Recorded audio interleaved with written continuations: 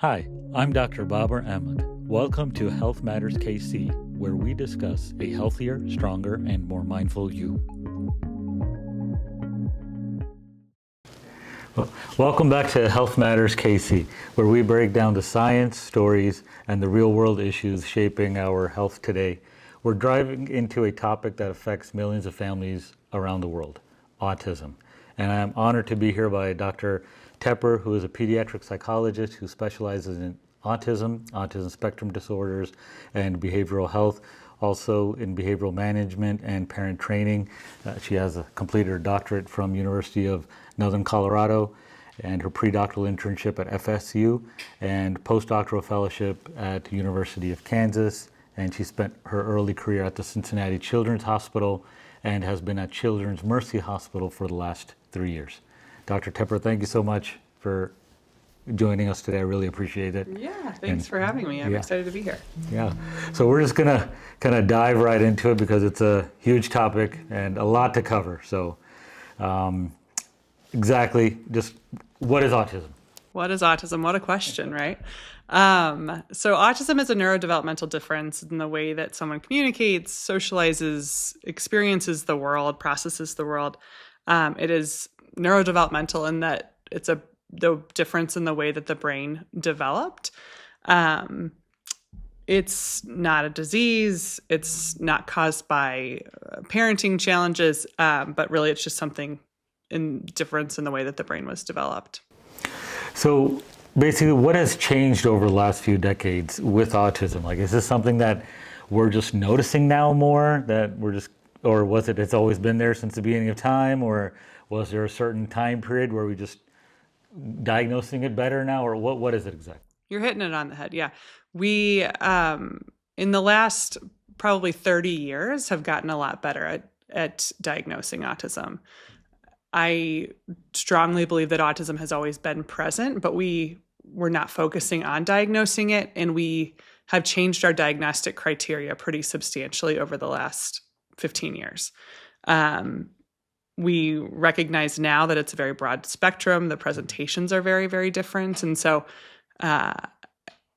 if we both think back to when we were children, people with autism were absolutely present. They just probably didn't have a diagnosis at that point. And truly, since the new diagnostic manual came out, the criteria for diagnosing autism increased. The spectrum increased. So. Okay. And so if we were to say what a typical child with autism would be, how would you describe that? It's a great question, because in the world of autism, we like to say if you've met one child with autism, then you've met one child with autism. So, but broadly, autism is a variety of different behaviors and characteristics, where some people with autism might have more substantial behaviors or characteristics and others might have less. But it's challenges with social communication. So that's that true back and forth communication and social interaction, as well as any repetitive behaviors. So, there's kind of a stereotypical presentation that when people think about autism, that's maybe what they're thinking about. It's a child that has a lot of repetitive body movements. Maybe they're making specific repetitive noises. But that's not every child with autism, or every person with autism, more specifically. So that really classic picture is really only one version of a person with autism. So when they say like somebody's on the spectrum, what does that usually mean? Because I know, like, when I'm working in the emergency room, some of the kids I see, I was like, you know what? I kind of have a funny feeling that they might be on the spectrum. Mm-hmm. So what is it that my sixth sense is telling me? What am I picking up on?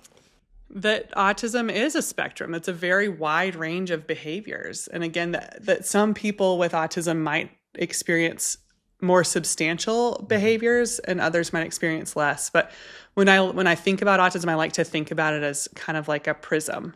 Mm-hmm. So some people with autism might be on the spectrum and have their prism was going to look very different than another person on the autism spectrum. And that's why it's a spectrum of behavior, because it's very, very substantial, and it's differences in social communication that look different from one individual to another. Sure. Does that answer your question? Yeah. Okay. So then, like, how, for the child who suffers from autism, how would they how do they perceive the world? Do we have a glimpse into that? Adults with autism are sharing more and more about the ways that they're perceiving the world, but often a piece to that is that they experience the world more intensely than maybe somebody without autism. And so their sensory experiences might be more intense than somebody who does not have autism. Lights might be brighter, sounds might be louder, different textures might feel differently or more intense. And on the flip side, other behaviors just feel better to them. So sometimes if you see a person with autism engaging in repetitive body movements, it's because that feels good to them. And so the ways that they experience the world is very different than a person who does not have autism. The social engagement also looks very different for a person with autism because some parts of that social engagement are wildly uncomfortable for people with autism. And so and the biggest piece of that might be the nonverbal communication that's really uncomfortable. So making eye contact, showing their emotion on their face, that kind of thing. So you had mentioned like the repetitive motion. So is that something that's behavioral, or is that their brain telling them to do this, or do they find a sense of satisfaction, like somebody who has OCD?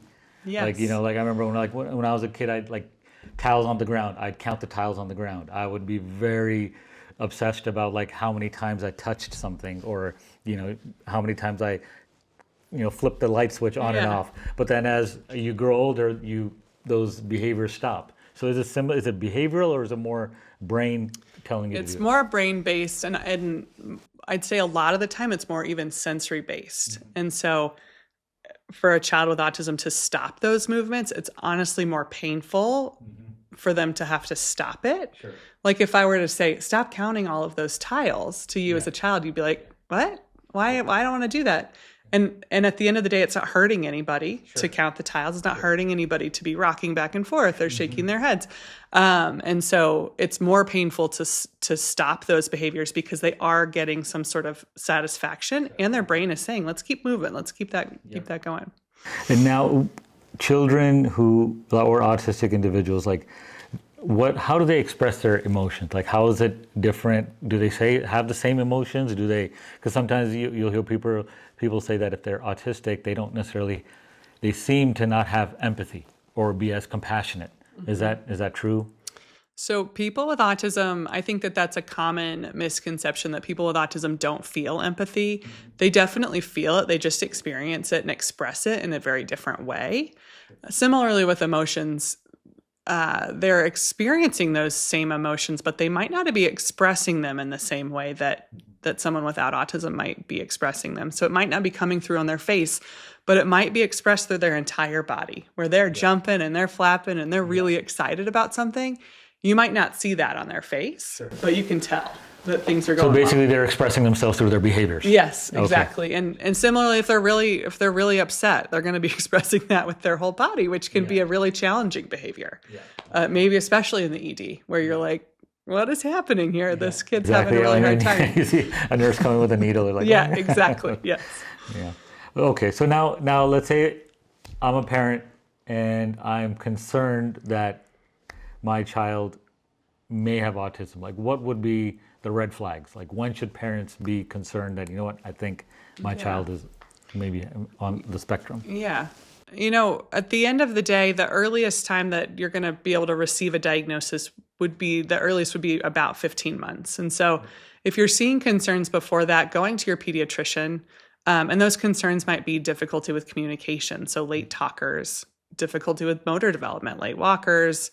If your child's not making nonverbal communication in the way that you would expect, so eye contact, using gestures, because we see those gestures happening in really young children, reaching and pointing.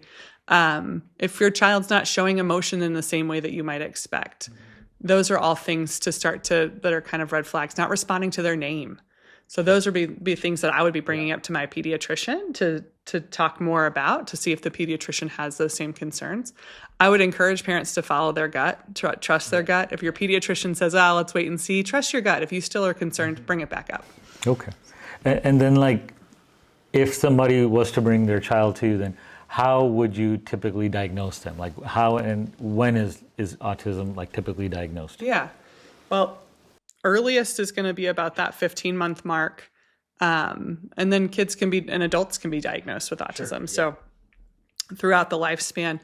And the evaluation, you want to be evaluated by a specialist in autism. So it doesn't happen by the pediatrician.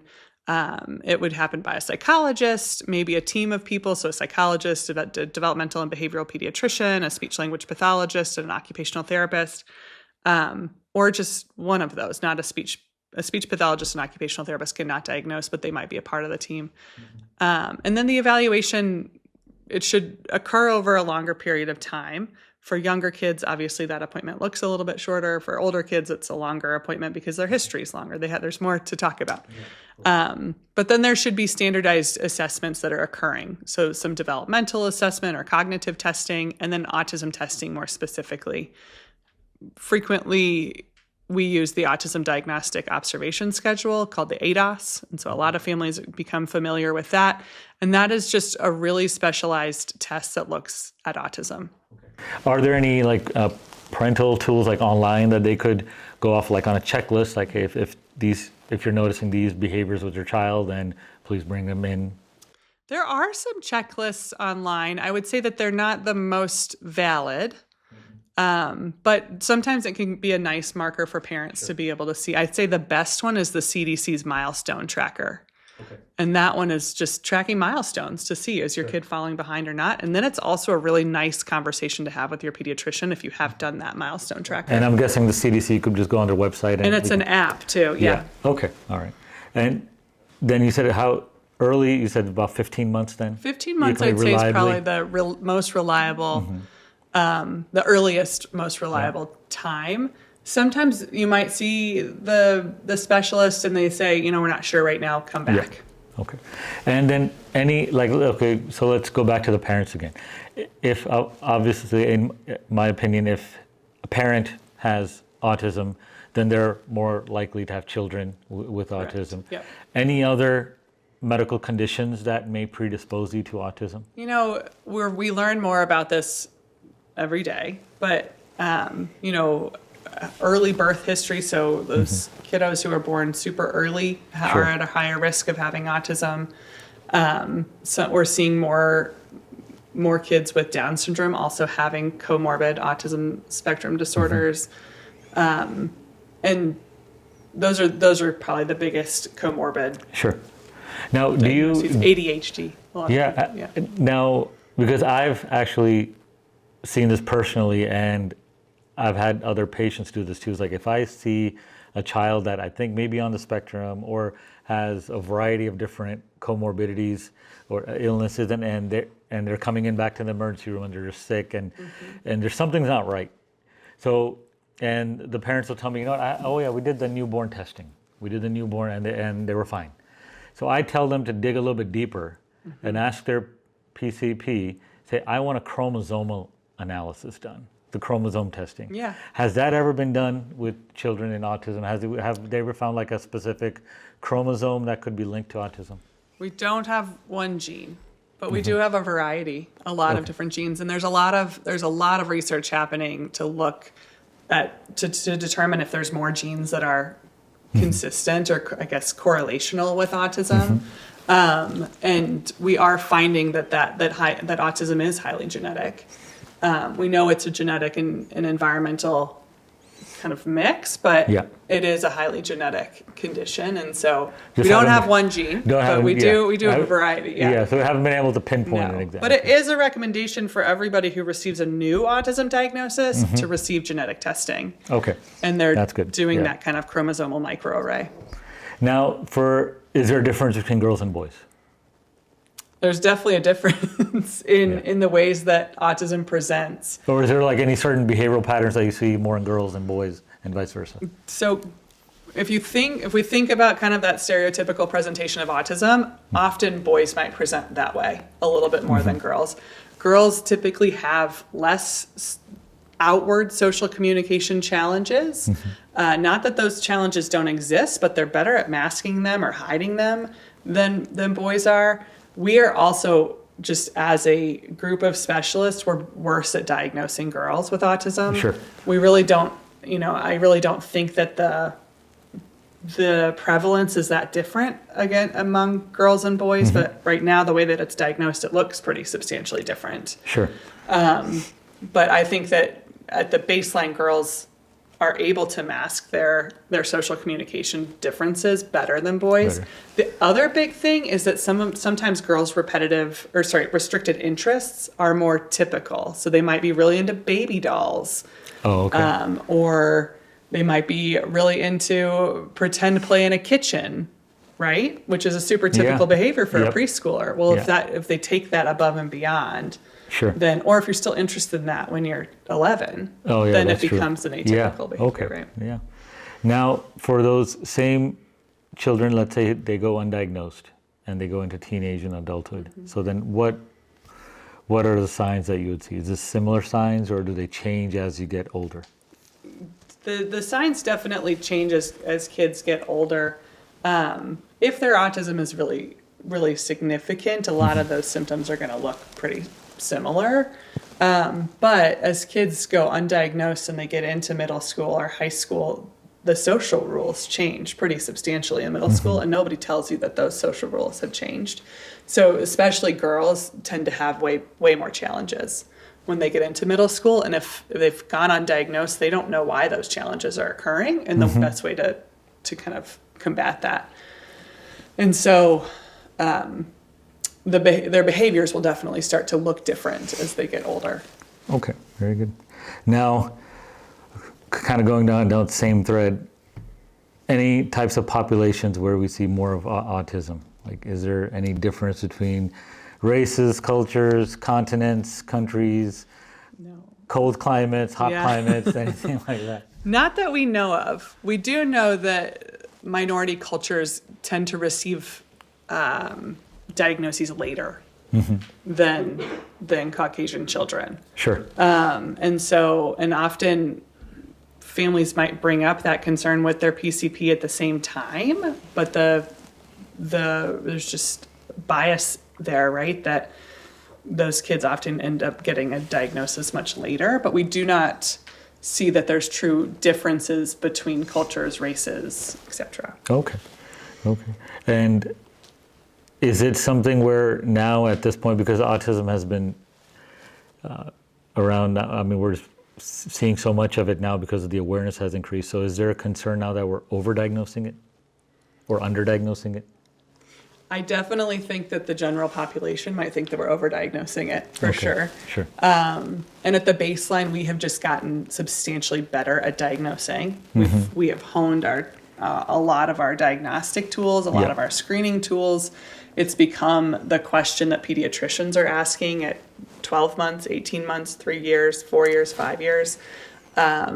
They're doing screening in the pediatrician's office. And so we see this huge increase in the rate of autism, but really when you overlay that data with all the screening tools plus the diagnostic criteria change, the prevalence rate is really not that much different. Gotcha. Okay.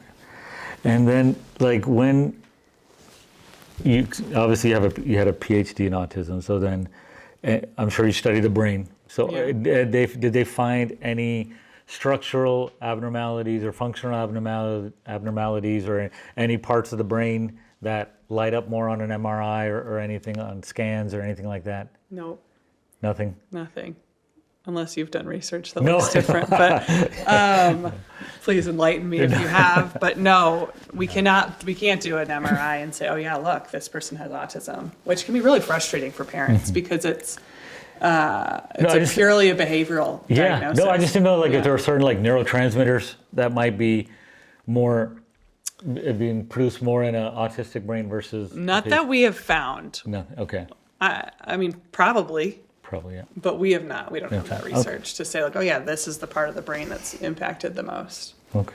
So you had mentioned that. So then why do you think that the autistic children or individuals, more sensitive to sound, textures, and lights? Like, what is it? Is it just their brain is not able to process? Is it too much? Is it too much cognitive overload for the brain? Yeah. And their brains can't handle it? And they just don't process it in the same way.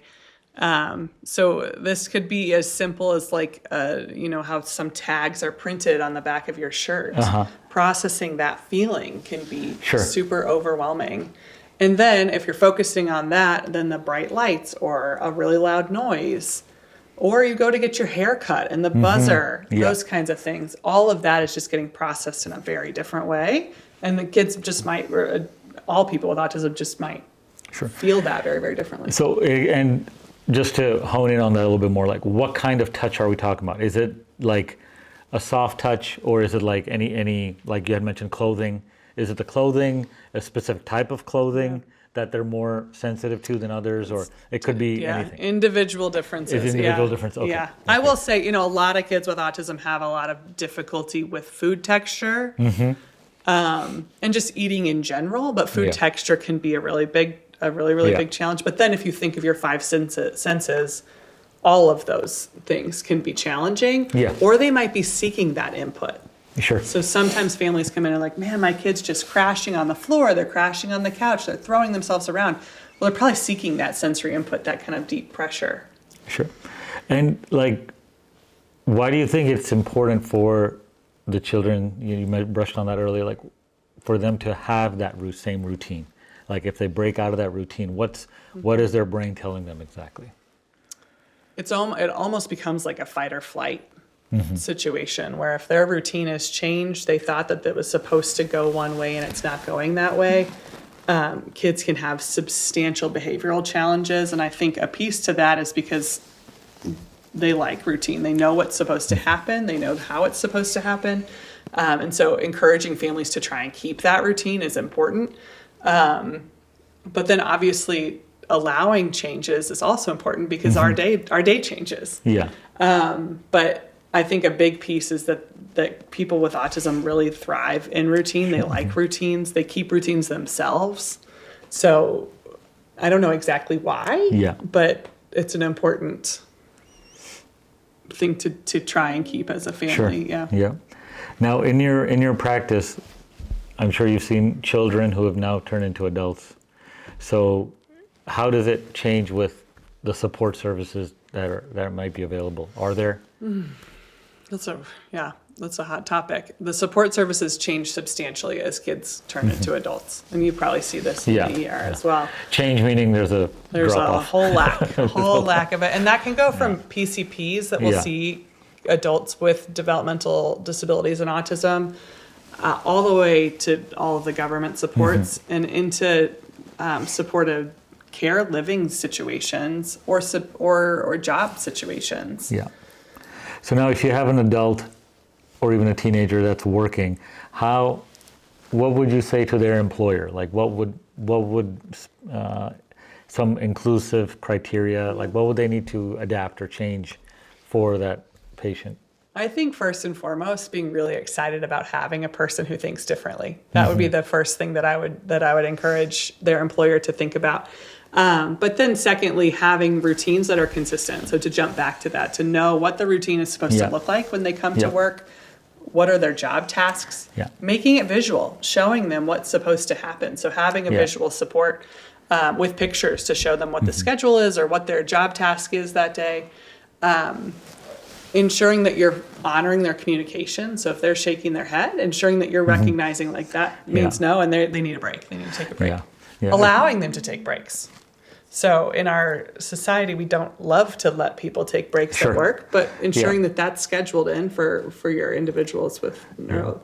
Yeah, because I know just going on the spectrum, like you said, there's some individuals who have very mild criteria, minimal criteria, then there are some who have really severe criteria.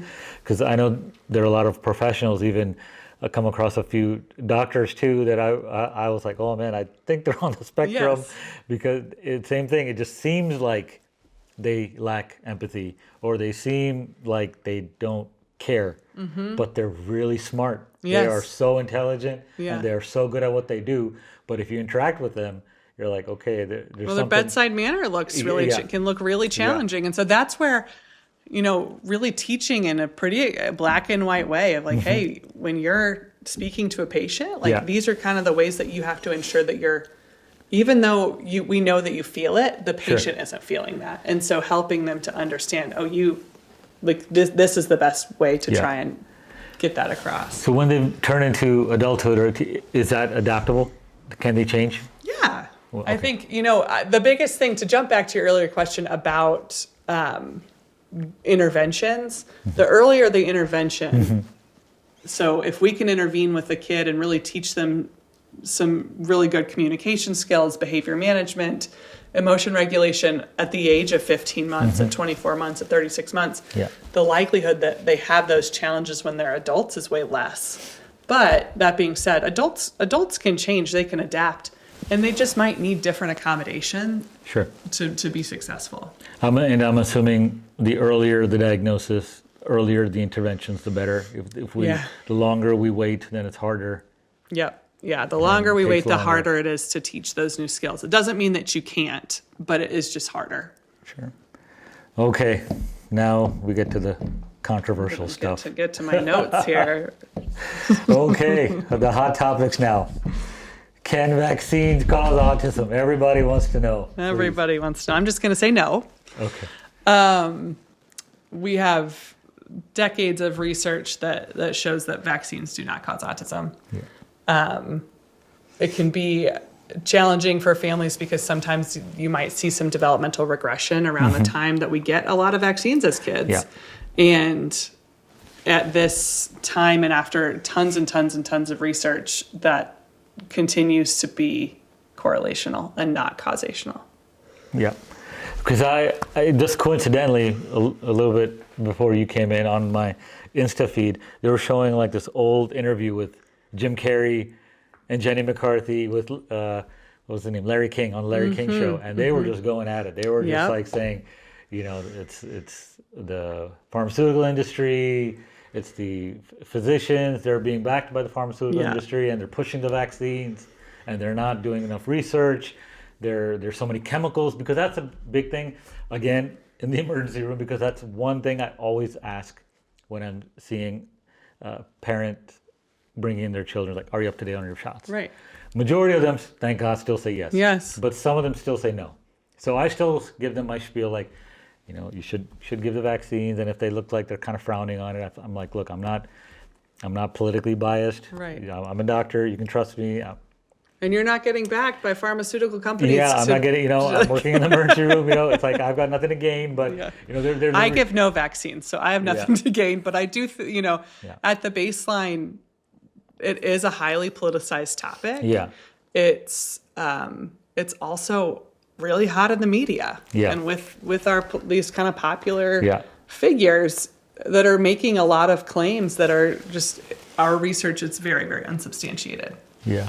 And unfortunately, sometimes it's even the doctors too. Yeah. That come out and they say these comments, and you're like, no, man, you're just or it's people on like TikTok that have, that are acting as though they're doctors, but we don't know what their credentials are, and so And just to go on that a little further, because one main thing that parents will tell me is that it's not the vaccine itself, it's the chemicals they put in the vaccine.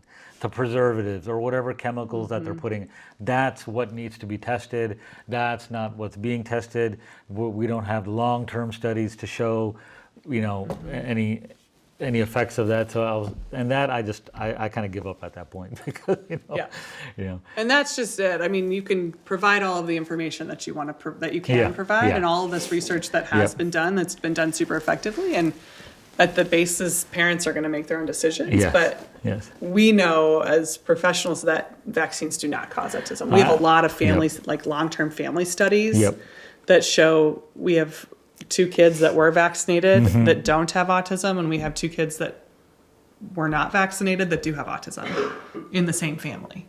And so you're like, well, there's just kind of a case study. That's true. That's true. Yeah, because I tell them, I'm like, to patients, I'm like, have you guys even heard of polio? Like, there's a reason you don't see polio here.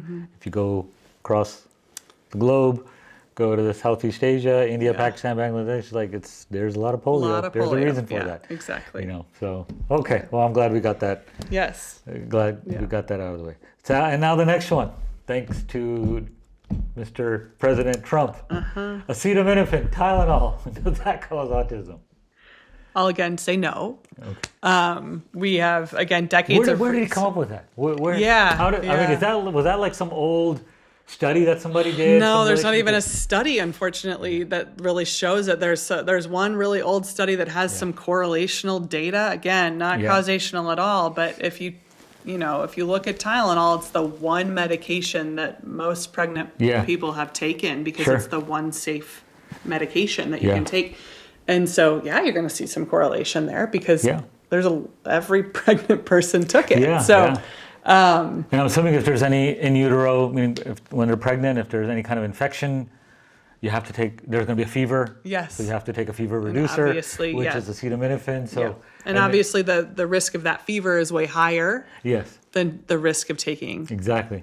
Yeah, because when RFK and President Trump came out, I was like, oh my God. I was like, man. Yeah, it was really awesome for us. Yeah, we already have a hard time treating patients in the clinic, OB-GYN, and in the emergency room. And I can expect pregnant females coming with fever and saying, nope, I don't want Tylenol. I'm like, okay, then what do we give you? What do we do? 100%.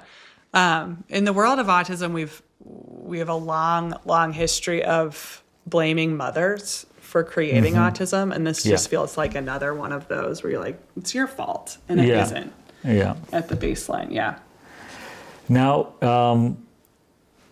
going on that, what are some other outdated beliefs? Well, we've already kind of talked about this one, that people with autism lack empathy. That's not true. That they don't really want friends. I also don't agree with that many people with autism really do want friends. They just have challenges identifying how to do that effectively. That nonverbal means that they're unintelligent or that they're delayed that's not true. Frequently, people who are nonverbal are able to communicate very, very well using a device. Yeah. I recently had an adult that wrote an entire letter about the ways that he heard himself being talked about. Yeah. Which is really jarring as a provider. We're like, wow. Yeah. This 3-year-old has been listening for, now he's 25, but from 3 years old all the way till today. It really, as autism providers, it really helps you to recognize that everyone's listening and they're interpreting what you're saying. So that's really, really important. Autism's caused by parenting. It's, again, not true. That's not true. Any other... So if you're a bad parent, it doesn't mean you're going to... It doesn't mean you're going to... have autistic No, it doesn't mean you're going to have autistic children. You might have challenging behavior, but... No, you had mentioned about the intellectual. Now, when I was growing up, they had that term idiot savant. I think that's kind of fallen out of favor now. Yeah. But pretty much that was what would be autism. Right. Right. Because a lot of times the children would be really highly intellectual, but just did not have the social skills. Yeah, or couldn't talk. Yeah, but maybe. But if you gave them a tablet or you gave them a chalkboard, or a marker, they were probably able to communicate pretty effectively. Yes. And I mean, oftentimes too, sometimes people, sometimes people with autism might have these just very, very intense interests and know more than anybody was to ever know about that topic.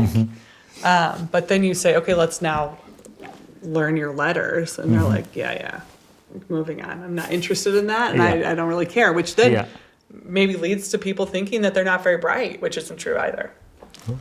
And one thing also with autistic individuals, what is it that why they don't want to make eye contact? Is that just part of the lack of social interaction? I mean, eye contact is broadly a social skill, right? It's a social cue. We're making eye contact, we're having a conversation. For a person with autism, that might be wildly uncomfortable. Sure. The eye contact just might be an uncomfortable thing for them.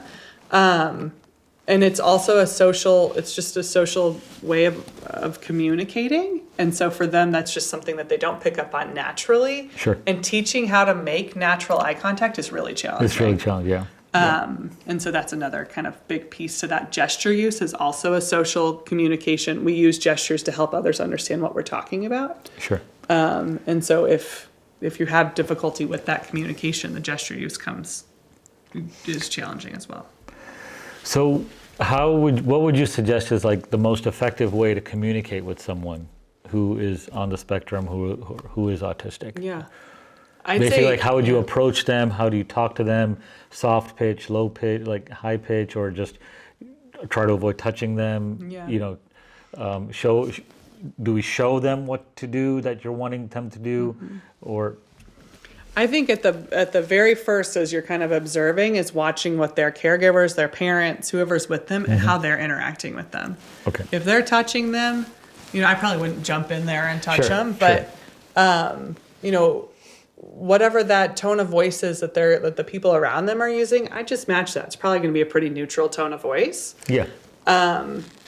Communicating in a really just concrete, pretty literal manner of saying, telling a person with autism what you want them to do, what you mean, not using a bunch of idioms or just kind of confusing language, because that might be challenging for them to understand. But not being afraid to communicate with them, even if they're not talking back, that does not mean that you can't talk to them.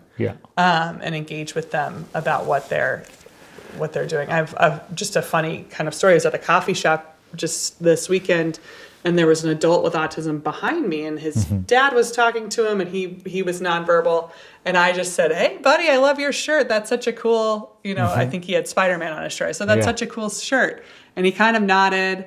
And then I tried to continue the conversation, and he said, no, he just was like this. Oh, okay. And he wanted me to stop. And so really honoring that communication is really important. So then I just said, oh yeah, absolutely. And I just turned around and continued on. And so I think as a society, honoring that communication and not feeling like it was a slight to you. Exactly. Just having that awareness. Yes. He doesn't want to talk to me anymore, and that's okay. Everybody else in the line is also not talking to one another. Sure. They're just waiting in line, right? So when you're engaging with someone, individual with autism, would you talk to them face to face? Would you go to their side as if you're talking in their ear, or just like talking next to them, not necessarily towards them? Does that make a difference at all? I don't know that it really makes a huge difference. I would say the basis is, if they're not making direct eye contact with you, not trying to force that. And again, just honoring that communication, that's just not a way that they. And if they're not willing to shake your hand or give you a fist bump or anything, don't take it personally. No, don't take it personally. It's just the way that they might communicate. And I think that that's just an important piece as a society of recognizing that, like, this wasn't an offense to you. That's just how they communicate, and they don't really want to do a handshake or a fist bump or an elbow. They don't want to do any of that, and that's okay. It doesn't mean that they don't want to communicate anymore. It just means that, like, they're not comfortable with that. Gotcha. So now getting into the therapies, what are like the latest evidence-based therapies for autism? So the biggest one continues to be applied behavioral analysis, or ABA therapy, where we're learning a lot of different skills in a pretty repetitive manner, using a lot of reinforcement. So using something that a person with autism really likes to help them learn skills that are more challenging or something that they're less interested in. Obviously, speech language therapy, occupational therapy continue to be really important. And then we have some other naturalistic kind of play-based therapies. All therapy for children is going to be play-based. Okay. But those are kind of the big ones that we're continuing to use pretty consistently for people with autism. You said it was ABA, Applied Behavioral Analysis. Okay. Now, if someone is watching and they think they have a child who may be on the spectrum, how would they go about getting that ABA? Is that something they just go online, or do they go through their primary care provider? First and foremost, in order to get ABA, typically, not everybody, but typically you have to have a diagnosis of autism to receive the therapy. So that would be your first kind of step, would be to do that. And then hopefully the clinic that you go to is able to provide some really good resources and a lot of different places that do ABA therapy. It's easiest if you call your health insurance company and ask who they cover. and then calling those places and getting on their wait list. Gotcha. But hopefully the clinic that you've worked with will have some really good resources and different providers.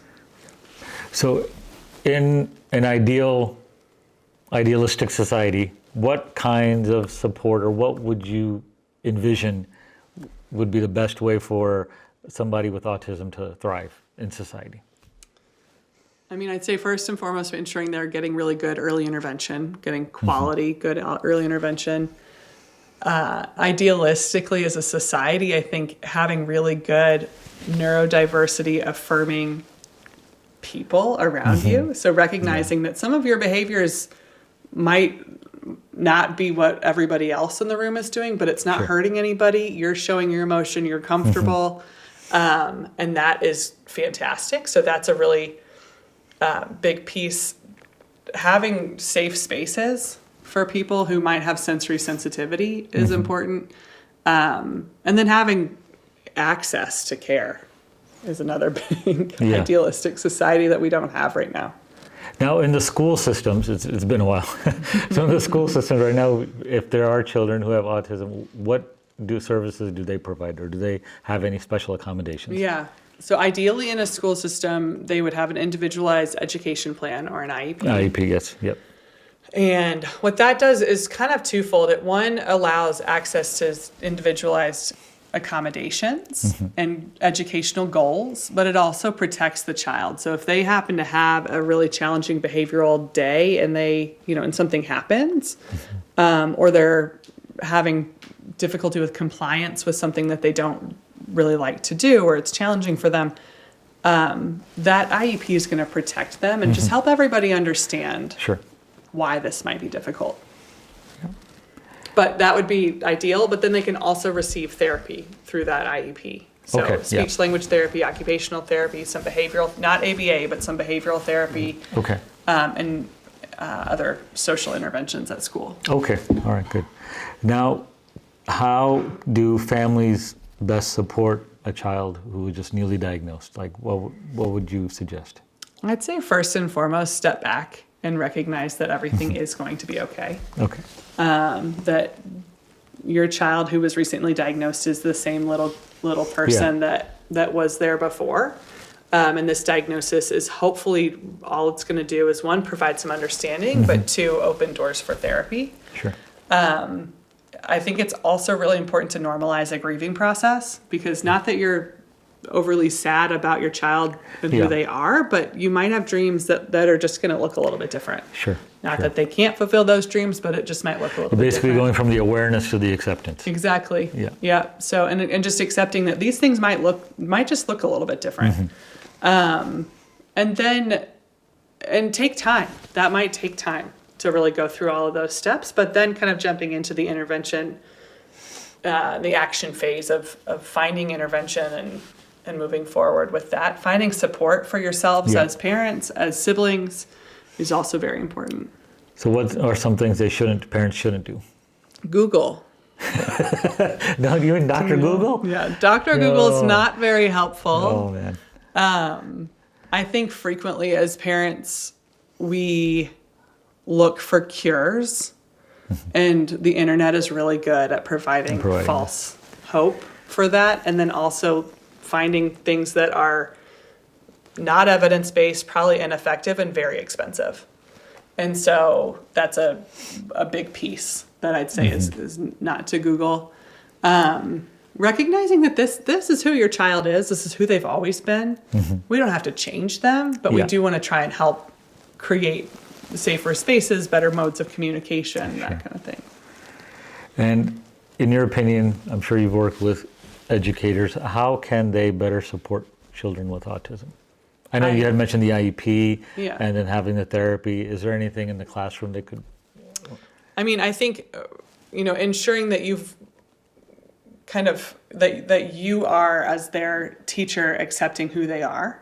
So again, not trying to change who the child is, but accepting who they are and encouraging their communication styles and their learning styles. Using a lot of visual supports to show them what's going to happen. You can have visuals in your classroom. They can have their own individual visual supports. ensuring that the other kids in the class are being accepting and kind to one another, to everyone, but also specifically your kiddos with autism in the classroom. Using really that concrete language.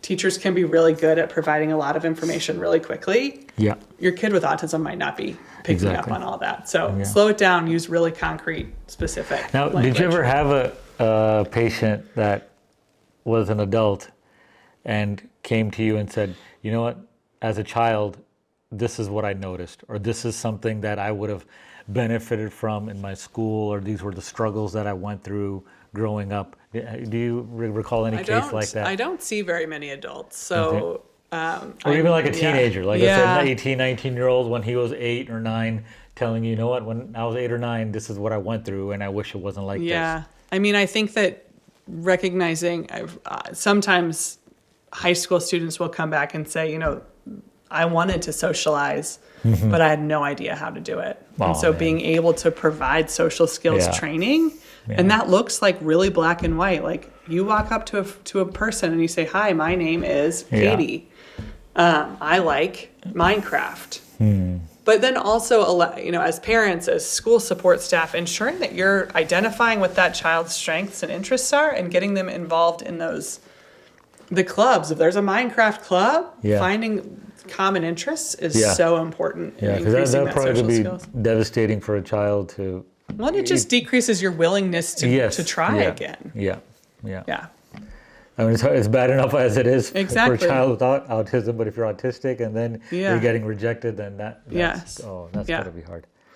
And so now getting back to the parents, so if you have a child that is diagnosed, are there support groups out there for parents?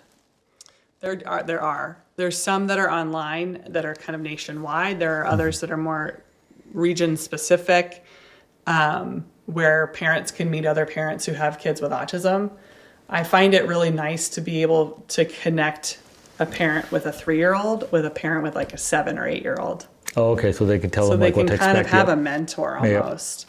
And that parent of a 7 or 8-year-old is maybe connected with the parent of a 15 or 16-year-old, et cetera, to really help connect and see, just kind of know, like, what's the next step going to look like? Obviously, also having a same-aged connection is really nice, too. Is there a specific support group that we have in Kansas City? Do you know? Well, right now, the Autism Society of the Heartland has some support networks. Okay. I will say a lot of families find a lot of support on Facebook. Okay. There's 2 specific Facebook groups in Kansas City that I think are really, really helpful for parents. Yeah, no, hopefully, like, if you can provide some information or some links on the support groups, then I'll make sure that it's on the webpage. I could definitely give that. And now going back to siblings, what's your advice to siblings of children with autism? I think, siblings of kids with any disabilities, it can be really challenging because their siblings get a lot of attention from parents because they require more attention. Sure. And so recognizing that that's not because the parent doesn't want to give them as much attention, but just because they can't. Giving your sibling patience and recognizing that this is challenging for them, just like other things are challenging for themselves. Sure. Finding support for the siblings is going to be really important, and finding support for the siblings who, with a sibling who also has a sibling with a disability. There's a lot of sibling there. Yeah.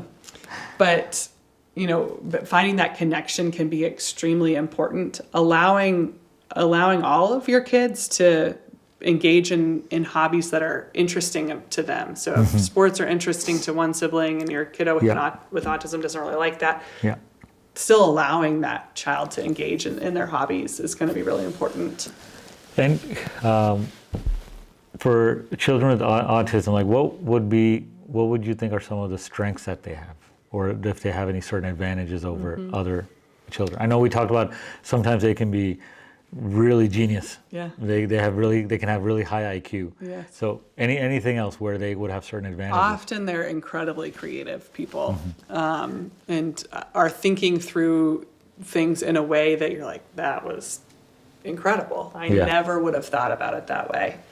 They can hyperfixate, where they can focus on something so substantially and learn so much about it in a way that someone with autism really cannot do. Yeah. Is there any specific case that you had in your practice? I mean, I just had a 3-year-old that's reading full chapter books. Oh, wow. 3. Wow. I have a 3-year-old. She is not reading anything except for the letter K, because that's what her name starts with. Oh, wow. This child is reading full chapter books. He can count to 1,500 or something like that. Wild. Wow. So just he has a pretty intense interest in letters, and that's where that started. And he started reading very, very, very early. Wow.